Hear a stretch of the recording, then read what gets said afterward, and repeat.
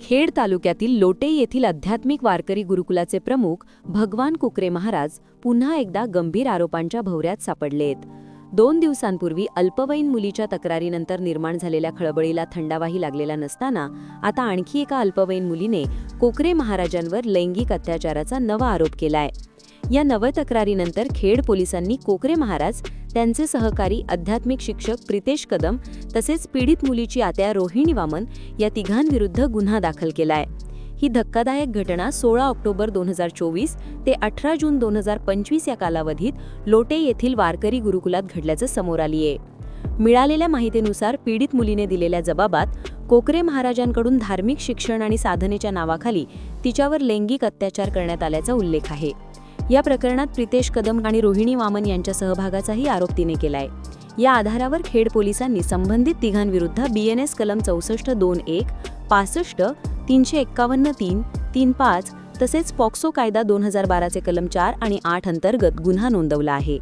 याआधीही एका अल्पवयीन मुलीच्या तक्रारीवरून कोकरे महाराज आणि प्रितेश कदम यांना न्यायालयात हजर करण्यात आलं होतं।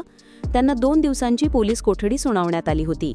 मात्र नव्या तक्रारीनंतर या प्रकरणाचे स्वरूप अधिक गंभीर झाले असून आरोपींवर कठोर कारवाईची मागणी जनतेमधून आता केली जातीये। दरम्यान लोटे गुरुकुलात अनाथ, निराधार आणि आर्थिकदृष्ट्या दुर्बल कुटुंबातील मुलींना मोफत शिक्षण व आध्यात्मिक संस्कार दिले जातात असा दावा करण्यात येत होता। परंतु याआड लैंगिक शोषणाचे प्रकार सुरू असल्याचे उघड झाल्याने परिसरात संतापाची लाट उसळली आहे।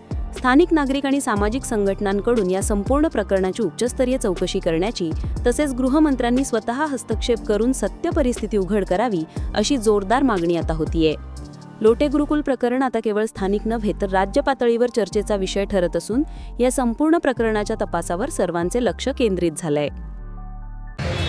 हे भगवानदास कोकरे महाराज यांनी लोट्यामध्ये जे गुरुकुल स्थापन केलेलं आहे, त्या गुरुकुलमध्ये या लोटे परिसरातील ज्या मुली शिक्षण घेत होत्या त्या पीडित मुलींवरती गैरवर्तणूक करून त्यांनी अत्यंत घाणेरडा प्रकार जो केला आहे, त्या पीडित मुलीने जे तक्रार दाखल केलेली आहे त्या संदर्भात निवेदन देण्यासाठी आम्ही इथं आलेलो आहोत।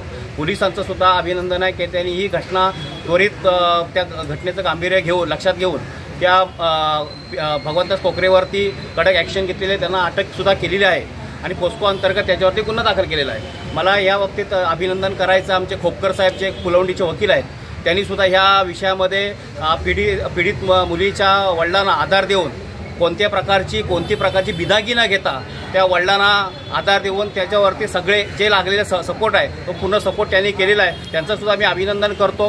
तहसीलदार साहेबांना आम्ही निवेदन केलेलं आहे, पण ह्या तुमच्या माध्यमातून आम्हाला पोलीस प्रशासन आणि तहसीलदार प्रशासन यांना विनंती आहे की जो हा प्रकार घडलेला आहे याच्यावरती कठोरात कठोर शिक्षा व्हावी आणि जो तिथं अनाधिकृत जे गुरुकुल चालू आहे ते उद्ध्वस्त करावं अशी मी या तुमच्या माध्यमातून प्रशासनाला विनंती करतो।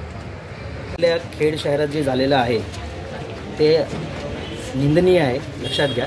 आणि ह्याची दक्षता आहे ना, महिला आयोगाचे जे महाराष्ट्राच्या अध्यक्ष आहेत रुपालीताई चाकणकर, त्यांनी मला शब्द दिला आणि पीडित महिला परिवाराला पण शब्द दिला आहे आणि गावातली जी लोकं होती, सुशांत पण तिथं होते उपस्थित, त्यांच्यासमोरच त्यांच्या टीमनी शब्द दिला आहे की ते ह्याच्यामध्ये पर्सनली लक्ष देणार आहेत आणि जो आरोपी आहे त्याच्यावर कठोर कारवाई करण्याची त्यांनी आम्हाला ग्वाही दिलेली आहे।